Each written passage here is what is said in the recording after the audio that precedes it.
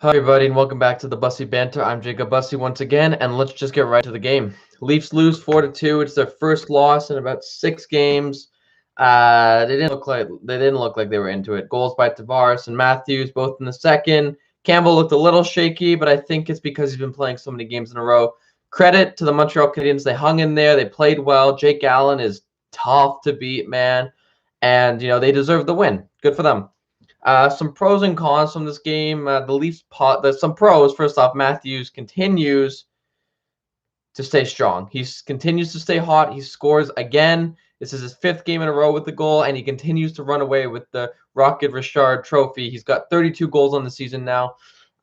He'll be the first one to hit 40, no doubt there.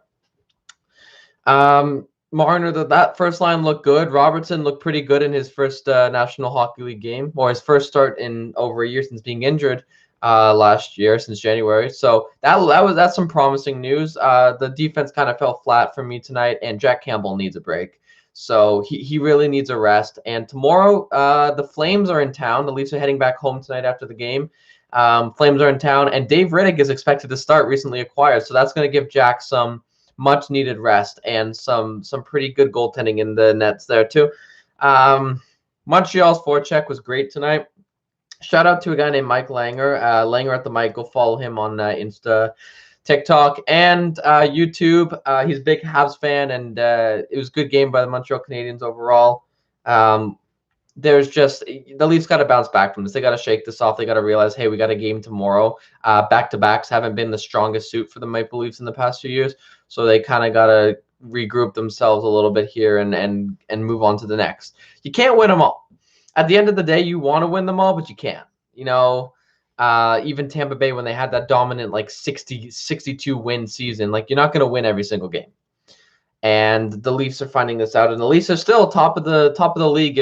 If Avalanche don't win tonight, then they will stay at the top of the league. But, the Leafs are bound to have one of these games every now and then. They went on a 5-game winning streak, and they look pretty good in those winning streaks. And when they lose like tonight, they don't look good. And so Sheldon Keefe's got a bit of an issue. He's got to work on that power play. That power play is just not working. And it's so frustrating watching that power play. I'm happier when we get a penalty kill because we're more likely to score on the penalty kill than we are on the power play. This is the power play that's supposed to be so dominant, and it's not. It's not panning out, and they're not. And Matthews and them are not playing the way they should be. So hoping that when Nick Foligno comes into the lineup, whenever he does, he's going to have to do 7 days of quarantine. So he won't be in the lineup for the next 3 or 4 games. Dave Riddick's will be able to play tomorrow because he was already in the North Division. And overall, not much to say. Montreal played great, and Toronto didn't. And the better team won tonight.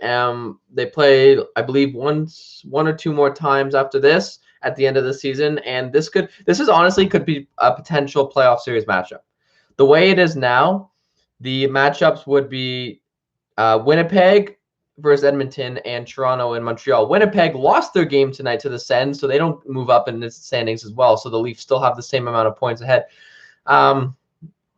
But yeah, this was playoff atmosphere. This was despite no fans being there. This was going to be a playoff kind of game, and the Leafs still playing out of their mind. And Montreal played very well for their team, and they got a very good 2 points on Calgary, who plays Toronto tomorrow, like I said before. But other than that, would have been nice to see them win it for Jack to keep the streak going, but still got the record, 11 games, not 12. 12's an unlucky number, I guess, in Jack's book. But at the end of the day, Leafs still in the same position they were before the game, and they're back at it tomorrow. Like I said, Dave Riddick probably going to get the start against his old team. It'll be interesting to see how he plays. Actually, because on Calgary, he kind of was looked over a lot for Jacob Markstrom, but he did take them to the playoffs a few years ago. So he does have a lot of potential. He does get streaky, but when he's good, he's really good. So hoping that Jack gets a break tomorrow because, my goodness, he needs a break. He's not used to starting job. He's not, and it's nothing against him. It's not what he's done. And this is why I think having Riddick in, one of 2 reasons. One, they can have a back like a 50-50 situation where they split the season. But Freddie's on LTIR, and he will be for the rest of the season. This injury was a lot more serious than people would like to admit. and because he kept playing and playing and playing, he just kept irritating and irritating it again. So who knows what's going to happen tomorrow? Leafs are back home tomorrow, so they actually are flying out of Montreal tonight. Games at 7 p.m. for those of you, TSN, I believe, or Sportsnet. So until tomorrow night, this has been Jacob Bussey, and thank you for joining the Bussey Banner.